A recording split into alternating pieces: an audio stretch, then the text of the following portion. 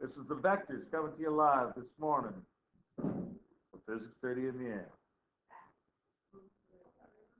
Okay.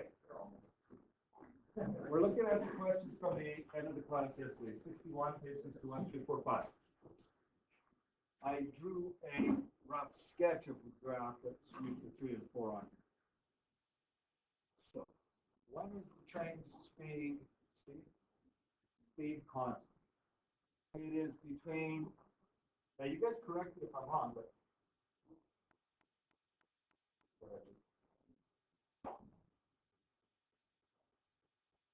speed is constant here. It's moving, not zero, which is also a constant speed. It is constant between, I think, was this 5 to 15? So it was 5 to 15 seconds. That's A. During which time interval is the train's acceleration positive? Without calculating it, you know that the change in speed over time is what acceleration is. It's going to be positive from 0 to 5 seconds, right? That's increasing positive. It's going up. Again, I think the next one's probably most, not just. This section is more negative than, even though this is still negative. This small section from what, 15 to 20? That is most negative. That's C. Do we understand that before we get into calculations? I like to have the general concept. 4. We're doing the same thing now. Find the average acceleration of the train for the following time. Looking up the 0 to 5, you guys agree? And divide by 5. So 2 meters per second squared. I don't know if you remember the units from grade 10. I'm going to write it down and think about what it means. You guys remember this from grade 10? I know you guys had 3 different grade 10 teachers, so, and that was still a COVID every second day year, wasn't it? Wait, grade 10. Yeah. No, grade 10 was normal. Oh yeah, there was the first semester of grade 10, there was secured finals, and then the second semester was normal. It was. That was the, right, by March we took off masks. Yeah. And I went home for 2 weeks sick. Oh, so it's masks. Anyways. So it depends who and when. So I wouldn't doubt that you didn't get into acceleration. So this is, you guys remember acceleration? Yeah. You? I know. Touched on it. I can see that. Kendall, do you remember? Okay. Well, then let's assume that we maybe have heard about it but forgotten. The unit is this.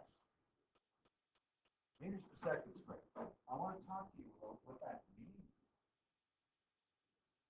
That sounds silly. Meters per second, I understand, right? That's a speed, though. That's not an acceleration.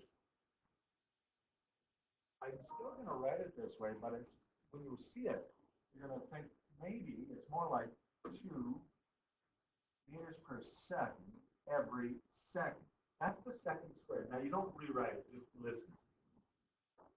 That means every second, I'm increasing my speed by 2 meters per second. So, if I'm standing still and I'm going 0 right now, 1 second later, I'm going 2 meters per second. The next second, I'm going 4 meters per second. Then I'm going 6 meters per second. Do you guys understand what that acceleration means? So the unit is meters per second every second, but we call it seconds squared. You see that thing, meters per second. Another acceleration that would make sense in a car would be like, and I'm just getting used to units. It's non-standard units because the System International, SI units, it's meters and seconds. But in a car, it might make sense to say I'm going accelerating up, and I'll just use 10 kilometers per hour every second. I'm writing it like the second form, so that I can understand. That would mean I start off, I'm at a red light. Then I go up for the first second, I'm at 10 kilometers per hour. The next second, I'm at 20. 30, 40, 50, you know what I mean, as time goes up. Hopefully I stop accelerating when I reach 110. Right? That's an acceleration delivered in non-standard units, but they're very useful units, right?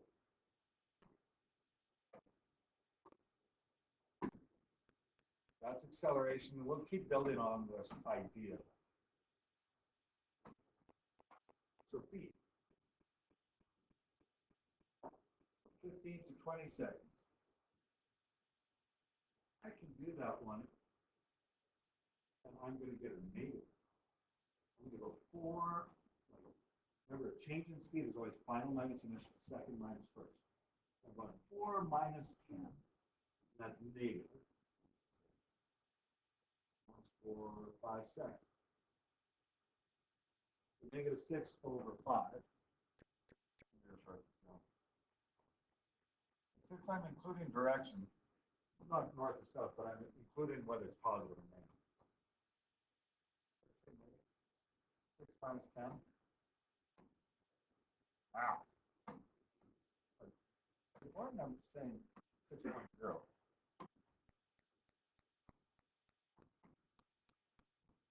Not just 6.5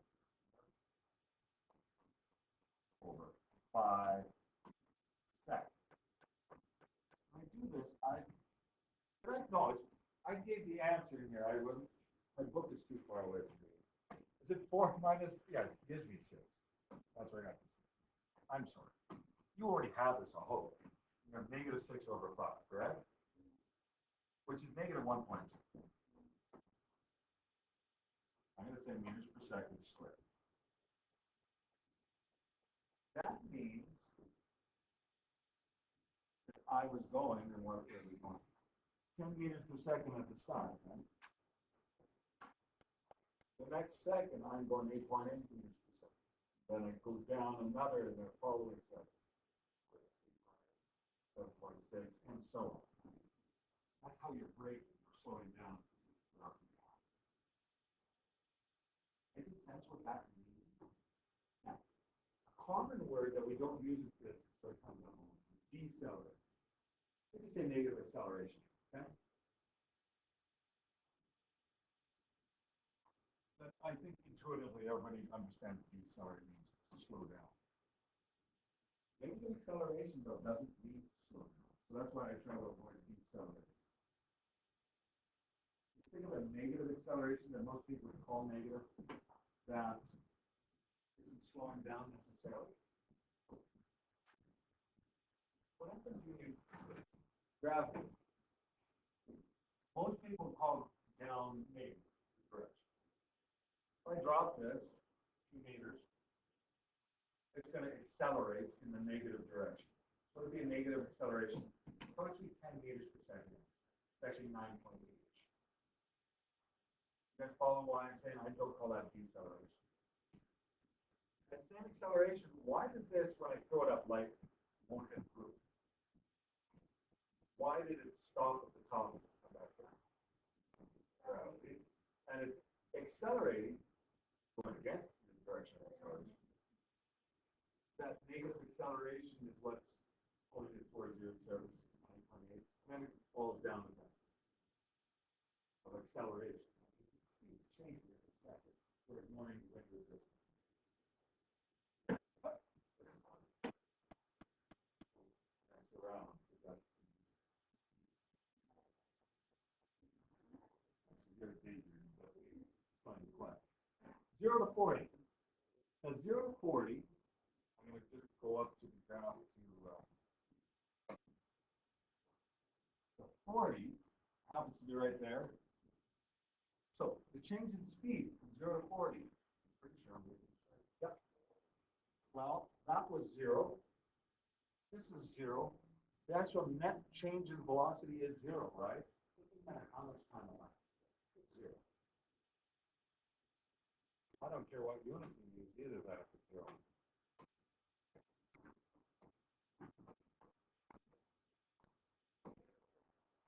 Could have used kilometers per hour per second, still 0. Right? Yeah.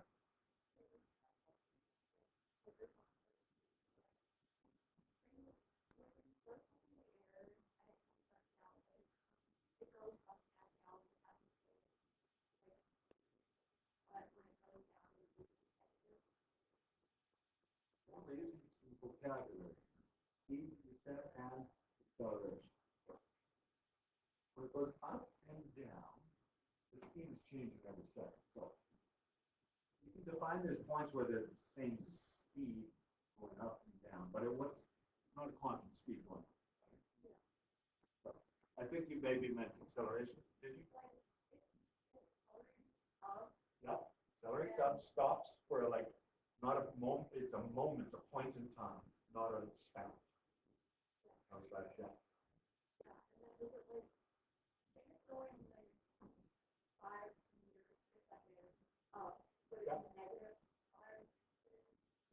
I understand your question. The speed, you are actually trying to use the word speed. Okay. At this point, when this leaves my hand, and I'm going to say it's at this height, so I'll keep this hand. When it leaves my hand, let's just give it a number, 3 meters per second. Okay. When it passed by my hand on the way down, it was negative 3 meters per second, the exact same spot. But the minute it went past my hand, it's already at 4 meters per second. Did you follow what I mean? Like it keeps changing. So in the, I guess you could say the parallel situation. On the way up compared to the way down at the same spots, it will have the same speed, but it's changing every millisecond. Does that kind of answer your question? Yeah.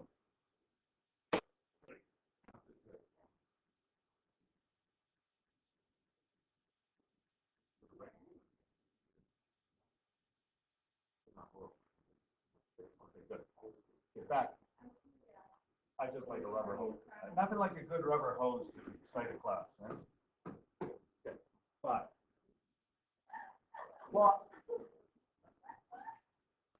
Plot a BT graph representing the following motion. No. An elevator starts at rest from the ground floor of a 3-story shopping mall. It accelerates up for 2 seconds at a rate of half a meter per second squared.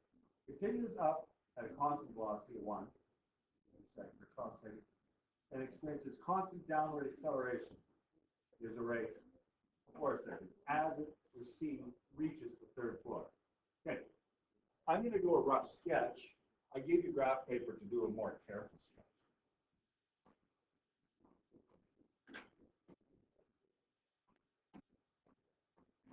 So I got my seconds on the bottom. Time you can just almost always assume is on the bottom. Rather than put it on. And I'm going to put meters per second on the velocity axis. Oh, and there it goes. Okay, so I'm starting at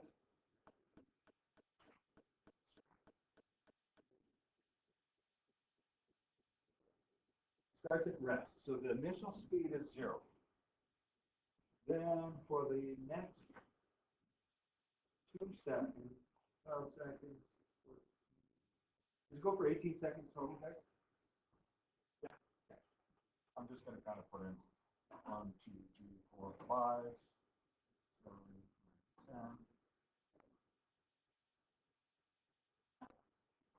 10. Okay, I'm putting in just because mine's rough. Yours will be better.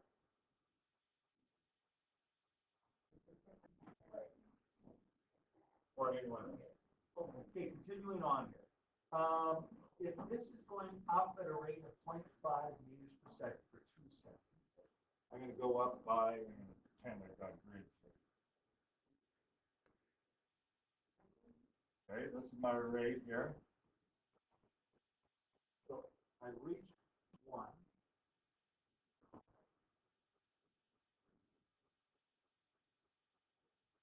And then apparently for the next 12 seconds, I go up. Nope. I'm going to maybe readjust this because I know the way my squares are working here, it's not going to work well. Just because I'll run off the page.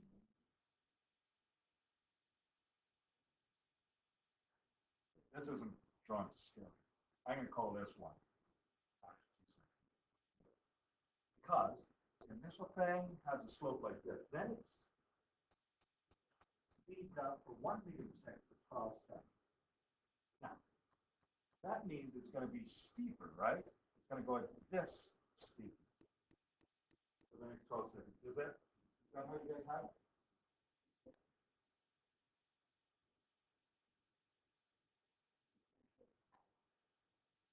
Oh gosh, no, I'm not. It's at 1 meter per second for 12 seconds. Yep. I'm reading it. I go to here, 14. Is that how it happens? Then it decelerates. My graph isn't very good. I didn't read it. Downward at 0.25 for the next 4 seconds. That means it's going to go down to 0 over the next 4 seconds. Oh, wrong time.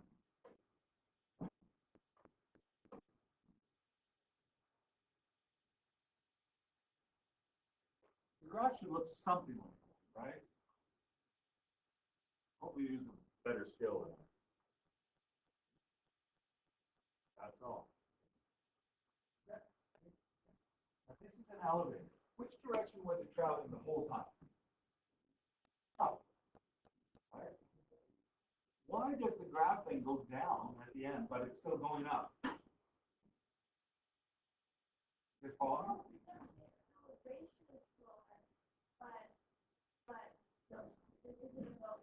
It's coming to a stop. This does not represent the direction it's moving. That's right.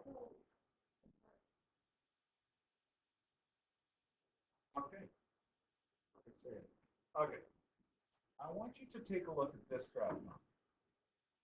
This one is, I have a north one, and it's handwritten, and it's my handwriting. I didn't type it up there. But anyways, I want you to understand this, and then I'm going to give it to you guys. This graph describes the train's motion, originally heading north. So I've got velocity, meters per second, in the north direction as the plot. Here's my 0 line. Tell you what, if I have a train right here, I'll just say it's going from here to here, this loop. 2 meters per second north, that's steady. Which direction is it traveling? Where I just have in the blue disappearing anchor, which direction is it traveling? To the north. Now, that's disappearing. If in that same span of time I said, okay, this -4 here, from 10 to 40, which direction is this traveling? South. Anything below the 0 line, like right here, for example, is southward motion. I just want to, and you can answer these questions after, but basically, stand still, train accelerates. Now, in reality, it's going to be a smoother curve, but it makes the math tougher. We're not using tough. Right? So it accelerates, and you can calculate slopes. Steady speed, 6.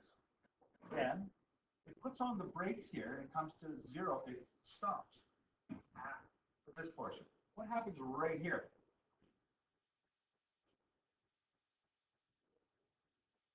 It changes direction. It momentarily stops, just like this. Changes direction, but it has to stop to change direction. Then it continues with the negative acceleration. This is all negative acceleration. But it continues and backs up and goes in the opposite direction for the time between 60 and 80. Still going south here, but then what's happening from G to H?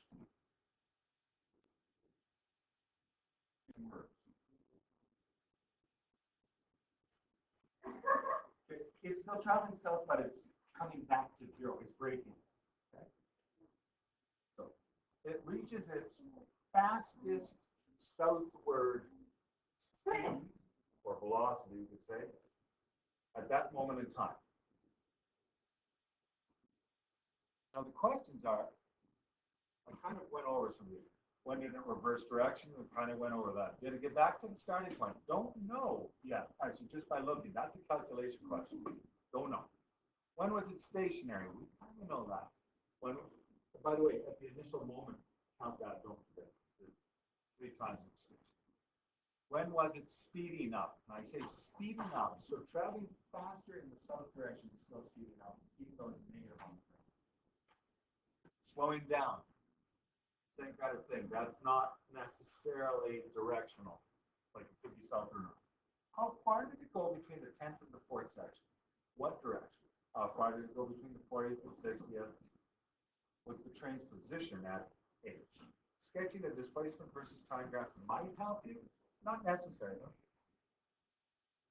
You guys remember on a velocity time graph, the slope gives you acceleration, but I'm not directly asking for that. How do you find displacement, the direction and the amount of kilometers, well in this case meters? The combination of distance and direction traveled. You guys remember how we found it?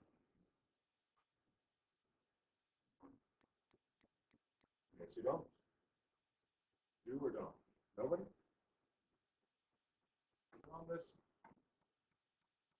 Oh, it wasn't on this one. Ah, there it is. Velocity time. The area under the line gives you displacement. And you might have to break up this train problem into little chunks. This area of a triangle, area of a rectangle. So I would advise you to do this chunk, 0 to 10. This chunk, 10 to 40. You know, 1/2 base times height, the base times height, correct? This chunk, and then you do all the separate calculations probably right on that spot. Then do this chunk, and this is the southward displacement from 60 to 80, and then this chunk. Then you can add them all up. You guys kind of get where I'm going with this? That will actually answer the question number 2, but maybe save 2 for later because part of it is how far did it go between 40 and 60, between 10th and 40th second. What's the train's position at H? I guess when you do that last question, you answer 2, whether or not it got here. Train position. Essentially, it's back to the starting point. Is there as much area positive in the north direction as there is area in the south direction? It's hard to tell if it's a triangle and then not a parabola. I'm just trying to remember what's a triangle at the top. Parallelogram. No, it's not a parallelogram. That's a rhombus is a squashed square. It's coming back to me. Yes? Trapezoid. Thank you. That is a trapezoid. That is. No, it's not an isosceles trapezoid. It is a trapezoid. Isosceles trapezoid, incidentally, is an isosceles triangle with top chunk. That's isosceles. Why would you need to know that for 17 years? Good gravy. I hope to meet you in like 5 or 6 years and I ask, hey, well, how's life? And you say, pretty good. 6,382 days and I still haven't used any physics. You know, like. So I hope trapezoids included.